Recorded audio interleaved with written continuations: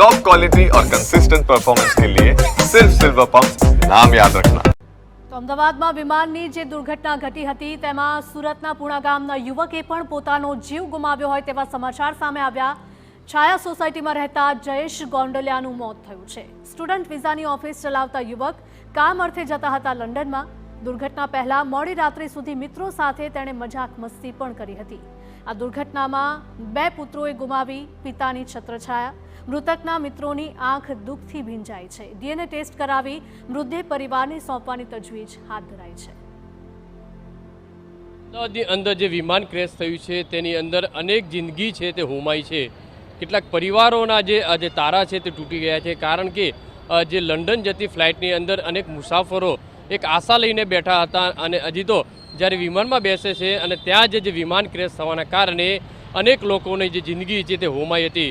ત્યારે અનેક પરિવારો જે છે તે અલગ અલગ વિસ્તારોથી અંદર આવતા હતા। ત્યારે સુરતના પણ કેટલાક જે લોકો હતા ત્યાં વિમાનની અંદર સવાર હતા। ત્યારે જયેશ ગોંડલિયા નામનો જે વ્યક્તિ છે તે સુરતના પુણા ગામ વિસ્તારમાં રહેતો હતો અને તે પણ આ ફ્લાઇટની અંદર હતો। તો તેમના જે મિત્ર છે તેમની સાથે વાત કરીશું, કારણ કે આગલી જ રાતે તેમના મિત્રો સાથે રાત્રે 12 વાગ્યા સુધી બેસીને જે મજાક મસ્તી કરી હતી, સુખ દુઃખની વાતો કરી અને આજે તેમની વચ્ચે છે કે નહીં તે પણ એક સવાલ ઊભો થઈ રહ્યો છે। તો તેમના મિત્રો સાથે વાત કરીશું। શું નામ આપનું, કેટલી દુઃખદ ઘટના છે, કેટલું દુઃખ થઈ રહ્યું છે? મારું નામ સંધુભાઈ પટેલ। જયેશભાઈ મારા મિત્ર હતા અને બહુ દુઃખ થાય છે। રાતે કાલેની પરમ દિવસ રાતે અમે પ્રમુખ સાહેબના ગેટ ઉપર બેઠા હતા 12 વાગ્યા સુધી અને લંડન જવાની વાત કરતા હતા। એમની જયેશભાઈ ગોંડલિયા મૂળ વતની અમરેલીના છે અને તે લાખાપાદર સલારા લાખાપાદર તાલુકો ધારી છે। એમના વાઈફનું નામ સોનલબેન છે। એમના 2 દીકરા છે નાના, એક છે ધર્મ, એ 11 વર્ષનો, વિવાદ એ 1.5 વર્ષનો છે અને અમારી પ્રમુખ સોસાયટી યોગી ચોક વિસ્તારમાં રાત્રે બેઠા હતા, કેવો સ્વભાવ હતો, શું વાતો થઈ હતી, છેલ્લી જે વાતો કહી શકાય? પોતે લંડન જવાની પણ કંઈક વાત કરી હશે? પોતે અભ્યાસ કરેલો વિદ્યાર્થી હતો અને ફૂલ ટેલેન્ટવાળો માણસ હતો અને લંડન વિદ્યાર્થીને મોકલવા માટે એમની ઓફિસ હતી અને બધાને સલાહ સૂચન આપતા, બહુ સ્વભાવના સારા હતા અને નાના મોટા વ્યક્તિને બધાને હારે બેઠવાનું અને બહુ સ્વભાવ સારો હતો એમનો।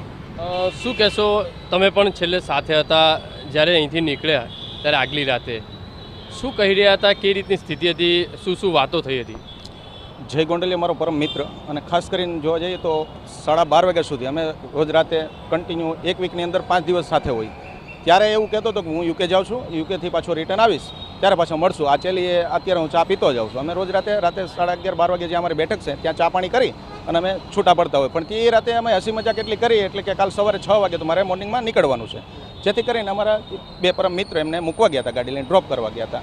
અને એનો સ્વભાવ જોવા જઈએ તો આજે અસંખ્ય એક સામાજિક માણસ પણ હતો। અસંખ્ય છોકરાની મારા હસ્તક એણે છોકરાની ફી પણ ભરેલી છે, કારણ કે શૂન્યમાંથી સર્જન કરીને આ માણસ આગળ આવેલો હતો। શું કહેશો, દુઃખદ થાય છે, કારણ કે આ ઘટના જ્યારે બની ત્યારે શું આપણા દિલ ઉપર અસર થઈ, કારણ કે એ ફ્લાઇટની અંદર તમારો મિત્ર પણ હતો? આ જોવા જઈને જ્યારે મેં આ વિડીયો ફૂટેજ જોયા અને ખ્યાલ આવ્યો તો એક કલ્પના કે માની ન શકાય એવી કલ્પના, કારણ કે આજે કન્ટિન્યુ અમારી સાથે રહેવાવાળો વ્યક્તિ, એક નજર સામેથી હટતો નથી। અને એવો જોવા જઈએ તો અમારી સોસાયટીની અંદર ઇવન કે આજે હજારો વિદ્યાર્થીઓના કામમાં આવેલો, એટલે આ તો ઘણા બધા ફોને આવે છે કે આ જયનો આ જ છે, આ આપણો જ જય છે, આ આપણો જ। અમે હજી કલ્પના નથી માની શકતા, કારણ કે કાલે જે લિસ્ટેડ યાદી બહાર પડી સરકાર તરફથી એમાં જયનું નામ નહોતું, એટલે અમને કાલે રાતે 12-1 વાગ્યા સુધી તો પૂરી આશા બંધાયેલી હતી કે ક્યાંક ને ક્યાંક આ ઇન્જર્ડ હોય તો અમે તો ત્યાં હોસ્પિટલમાં એવી કોશિશ કરતા હતા કે ભાઈ જ્યાં ઇન્જર્ડ છે ત્યાં તપાસ તો કરીએ, પણ કમનસીબી એ છે કે અમારી પાસે અત્યારે જય નથી અમારો। શું કહેશો, છેલ્લી યાદો કઈ હતી? છેલ્લી યાદી અમારી એવી હતી કે એ 2 દિવસ પહેલાં એમ વાત કરતો હતો કે મારે બહાર જવું, એક પ્રોગ્રામ કરી નાનો એવો ભજીયાનો ને એવો, અને દરરોજ સાંજે મજા કરાવતો અને સાંજે વડીલો સાથે બેન દાંત કઢાવતો। પરિવાર બાબતે કાંઈ વાત કરી હોય, કોઈ ટકોર કરી હોય એક મિત્રને કે હું જાઉં છું, મારા પરિવારને ખ્યાલ રાખજો, છોકરા છે?